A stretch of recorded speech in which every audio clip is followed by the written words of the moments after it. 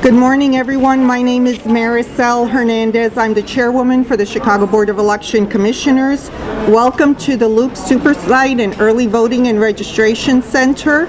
As you can see, it's very busy. And for this pre-election media briefing, today we're joined by Cook County Clerk David Orr. Tonight, Monday night, is the time when all of the campaigns, which have been in progress, some of them for over a year and a half, to come to a close. Tuesday, November 8th, is Election Day and the Voters' Day. In addition to voting for President and Vice President of the United States, Chicago and suburban voters will cast their ballots for U.S. Senate, Congress, Comptroller, and various legislative, county, and judicial offices. The 2,069 precinct polling places will be open tomorrow, Election Day, from 6 in the morning till 7 at night.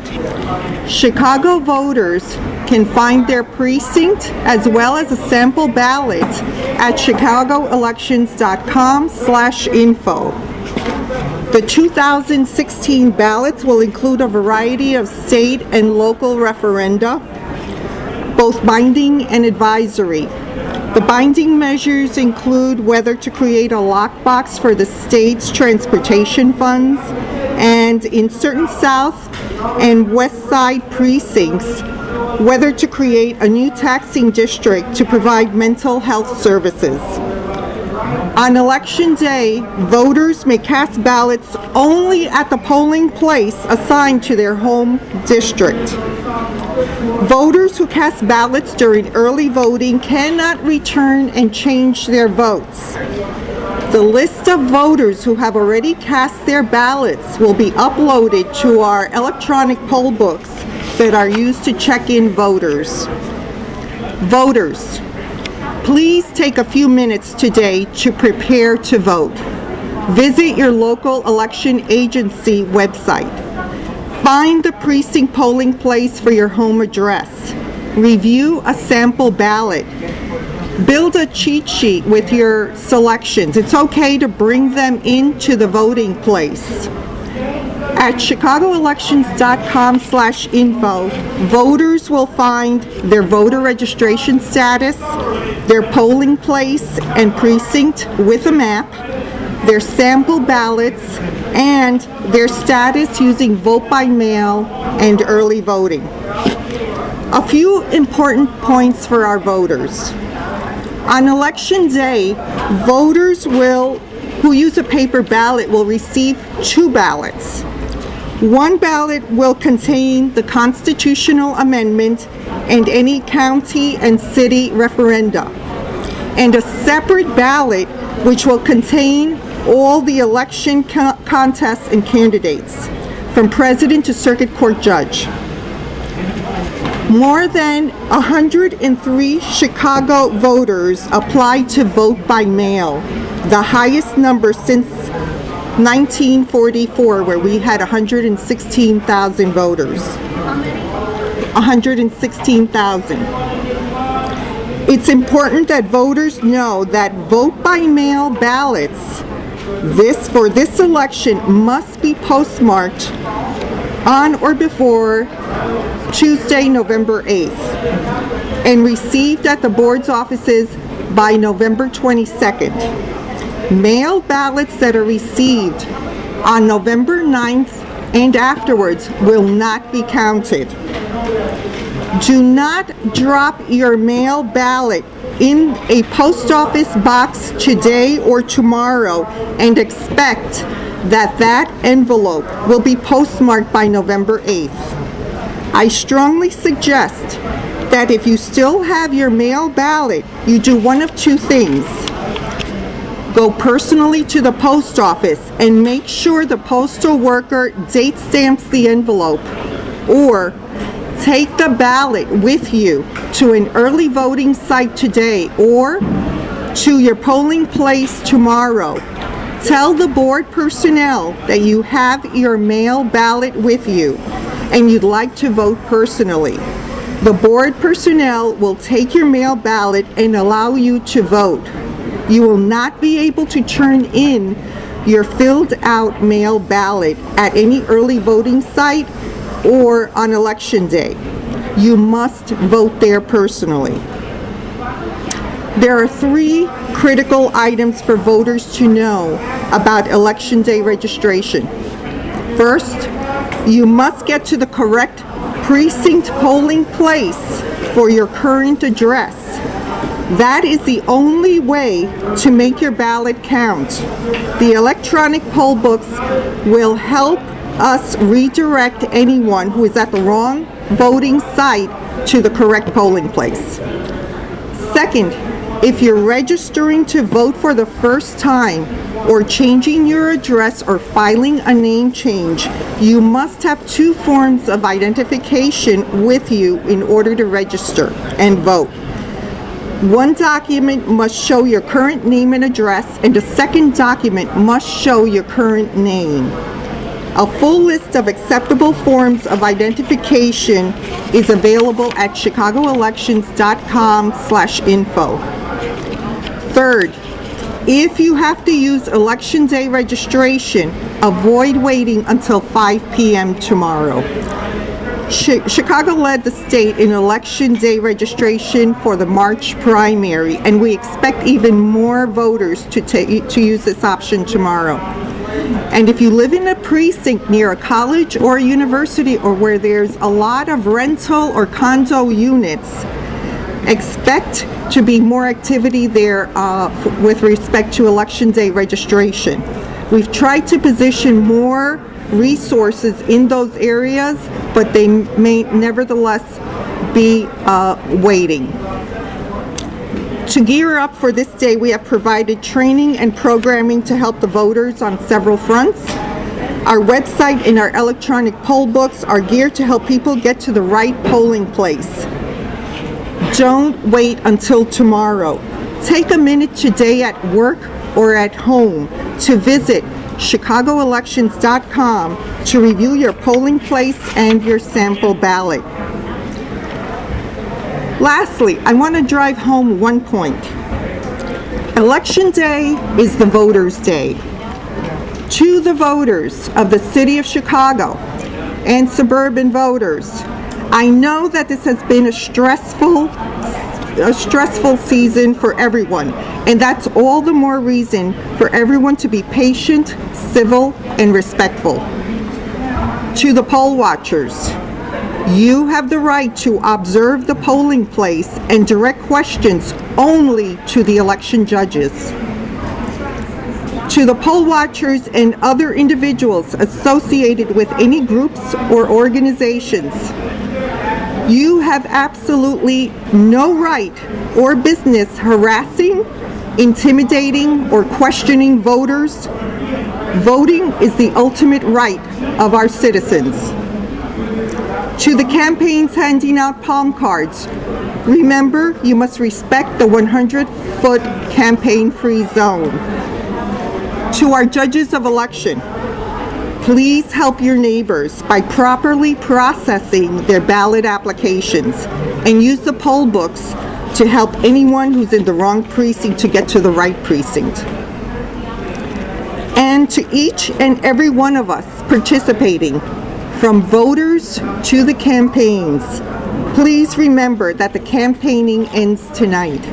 Let's make sure that the voters have their day and their say in an environment that is civil and absolutely free of harassment or intimidation. To ensure a trouble and fraud-free election, the Chicago Elections Board will have 500 investigators assigned to Election Day duty. This will include roving investigators assigned to every ward who will be making unannounced stops at the polling places, as well as investigators who are assigned to respond to complaints.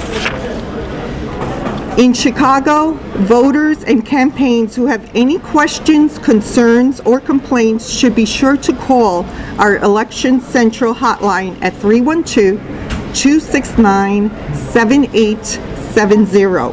Those telephone numbers will be staffed by board personnel and attorneys versed in election law. Election Central hotlines will be operational on election day only. And before I turn this over to David, I just want to acknowledge some agencies and organizations who have helped us so much. Equip for Equality and the hundreds of people who are working pro bono to measure every doorway, ramp, and building feature to check the accessibility of every polling place in Chicago. The Legal Assistance Foundation, which continues to refer many high-quality, dedicated attorneys to serve at Election Central and answer every kind of call you can imagine. The MICFA Challenge, which helps the city of Chicago lead the nation in young people working on Election Day, and we'll have 1,700 high school seniors working as judges of election.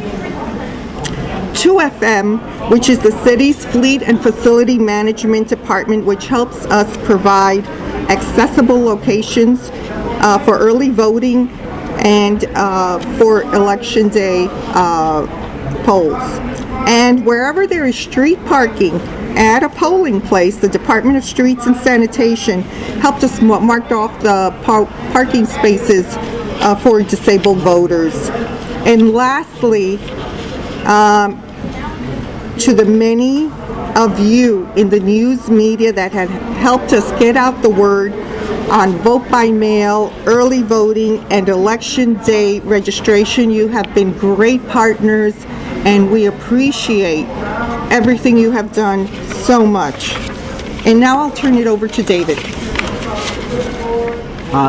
First, as you hopefully most of you know, but not everyone understands, that we have 2 election jurisdictions in Cook County. Marisel, you just heard from, represents the City Board of Elections. As County Clerk, I handle elections and voting in suburban Cook County, okay? And we try and work together on everything possible because it does confuse the voters at times. It seems like today, at least for those of us in this business and many of you, that this day would never come. That we're here on the eve of one of the biggest election day ever. And no matter what the results are tomorrow night, hopefully they are tomorrow night, the real winner, I believe, has been early voting. Early voting, as of this morning, already broke significant records in suburban Cook County. Before voting started this morning, we had 315,875. That compares with the 2012 total of 228,000, okay? And we'll probably have another 30, maybe as high as 40,000 today. Everyone is out for all sorts of reasons. So more than 300,000 people voted through all the forms of pre-election voting, which is early voting at these various sites, grace period voting, which is an opportunity for people who hadn't registered to go to these early voting sites and both register and vote, and of course mail balloting. Now, mail balloting is also breaking a record. Our applications for mail voting are up 88.5% from 2012. So early voting is up, mail balloting is up. The 5 busiest sites, at least at the moment, in suburban Cook include Orland, they're always tops, Arlington Heights, Evanston, Northbrook, and Oak Park. Some of those, of course, driven by local elections. Obviously, the presidential elections affects everything, but when you've got a hot race in the 10th Congressional District, that does account for some of those sites. I want to just take a second here to thank all of our election judges, thousands of people. And remember, the ones who've been working early voting, okay, starting on Monday the 24th, every single day, weekends, and all this past week up till 7 o'clock at night. These are really dedicated people. So I want to thank them for what they have done and for all the thousands of judges who will be working tomorrow.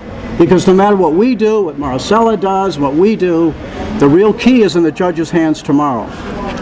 One reminder about early voting. Early voting continues today, okay, until 5 o'clock in suburban Cook, except there are 7 sites, including one of the sites downtown, that'll be open till 7. But the rest of the sites will be closing at 5, and you can go online to see when those are. I do want to remind everybody, both for early voting and Election Day, if you're in line at 5 o'clock tonight and your polling place for early voting closes at 5, everybody in line gets to vote. That's the law. Same thing tomorrow night. If you're voting, you go into your precinct at 7 o'clock and there's a long line, everybody in line gets to vote. No questions. Turnout, of course, is always greatest in presidential elections and compared to others. We've averaged since 2000 about 73%. The highest was in 1992 at 76%, and in 2008 at 74%. Grace period registration, which I mentioned before, those people that were able to, after the registration date, actually go in and register and vote at the same time, that is up almost 34% since 2012. Election day registration, which Marisel talked about, and thank goodness it is going to be in the polling places because that's the most effective way to have Election day registration. In suburban Cook, we had 23,000 in March. We expect a much higher number tomorrow. If you didn't vote in the primary, or if you want to double check, make sure you check our voter tool at cookcountyclerk.com to verify where your polling place is. That's, of course, one of the biggest calls that we're getting. Now, we have sent a note, a postcard to every single registered family telling where the polling place is. We encourage people to look at that. It's very valuable, but if need be, you go on the website. Now, speaking of the website, it's one of our most important tools for suburban voters, cookcountyclerk.com, because there you can find out where your polling place is. You can see a virtual ballot, because a lot of people are really concerned about all these people on the ballot. Who are they? What do I have to vote for? Particularly first-time voters. So you can see the whole thing, plus we have an internet voters guide for those candidates who participated. So that's very important as well. A quick word about poll watchers, okay? Now, poll watchers is a very important and legal entity, okay? We have our election judges, who are the authorities that day, okay? They're in charge. Poll watchers can be sent from candidates or the parties, and their job, of course, is to watch. And there's strict rules about what they should do. And so, again, it's a very good thing. We just hope, of course, it won't be abused. Okay? In other words, a good poll watcher is someone that watches, follows the orders, is able to check off who's voted, that kind of information. A bad poll watcher who wants to get political, that starts challenging every voter, perhaps because of their race. We don't think that's going to happen, but we think we'll be in good shape, but there will be poll watchers there, so the polling places will be crowded. A couple quick words on security. Okay? We feel pretty confident, but we monitor everything all the time. But keep this in mind when you're thinking about voting, particularly in suburban Cook County, is we have a paper backup for everything. If you choose tomorrow to vote on paper, we have your ballot. If you choose tomorrow, as most suburbanites like to do, to vote on the touchscreen, we have a voter verifiable paper backup. We bought the equipment with the paper trail. Unfortunately, a few states nationally are suffering because they didn't, like Pennsylvania and Georgia. So besides the paper backup, besides the fact that you've got Democratic and Republican judges involved in every part of the process, very important. Remember, our system of trying to keep things fair is having the two major parties and sometimes third parties watch over each other. And that is very important. So it's not just at early voting, and it's not just tomorrow at Election Day. It's the process. When we're counting early votes, when we're counting mail ballots, we have Republican and Democratic judges involved in every step of the way. We also do audits, and those audits are kind of fascinating but very time-consuming. We will compare the electronic records with the paper trail. And that's not easy to do, but we do it. And finally, we have forensic testing, because everyone sometimes is a little concerned about could someone somehow submit malicious software. Our forensic testing, we believe, is a good tool against that. And finally, some tips and protections. Marisel mentioned many of these. You do have the right to ask for help. Okay, it's a long ballot. Take your time. If you choose to skip some of those races, all the ballots that you mark will count. The ones you skipped, of course, won't count. You have the right to bring in cheat sheets or candidate information. There's a lot of judges on the ballot. feel free to bring that in. We don't want you to show off a Trump or a Hillary hat, but you certainly can bring in information and spread it out in the privacy of your booth if you want that kind of help. I don't know of anybody that knows all the judges well enough to do that, so don't all be ashamed if you have to have that information. It's really important, again, to check where your correct polling place is, because as Marisel mentioned, if you are an EDR person, election day registration, then you not only have to have identification, but you've got to be in the right polling place. And let me just mention, when we said before, when we were concerned, the governor's veto of the automatic voter registration bill was of great concern to us. Let me repeat partly why. We do these things not because our voters are lazy and, oh, why don't they get registered when they should? We do that because there's hundreds of thousands of legitimate voters in the state of Illinois that believe they're registered, did everything right, but because we didn't pass that law, they haven't always been updated to their current address. So we know who they are. We know they're registered to vote. We know they're registered through the Secretary of State's office, but their current address is not there. So EDR is very important, election registration, because these people may show up. Wait a second, I'm duly registered. What are you talking about? Okay, there's 700,000 of those in Illinois, and that's what we're concerned about. That's why we emphasize so hard for people to vote ahead of time, or if you're part of that group, you can vote election day, and I think you'll be fine. Of course, we have plenty of people in the field. We have attorneys, we have investigators, we have rovers. It'll be a very busy day. The last thing I'd like to say is I'm very impressed with the voters. Okay, this is an extremely wild election in many ways, not just because of some of the things said. It's long, much longer than it should be in a democracy, dangerously long. Money is spent in a very dangerous way to democracy. Democracy should be based on free speech according to how much money you have. Very dangerous precedents. I hope those things will be correct in the future. Otherwise, I do worry about our democracy. But I am very impressed with the voters. Okay, they've been coming out, hundreds of thousands of people, day after day. And again, between the judges and those voters, I'm very impressed.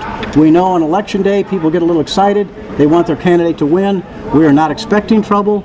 We're looking forward to it, but we believe we'll be ready if some people perhaps misbehave. So let me just close with that we're breaking records up and down. We're expecting big turnouts, and we also are grateful to those election judges and the voters that have done such a darn good job so far. So now.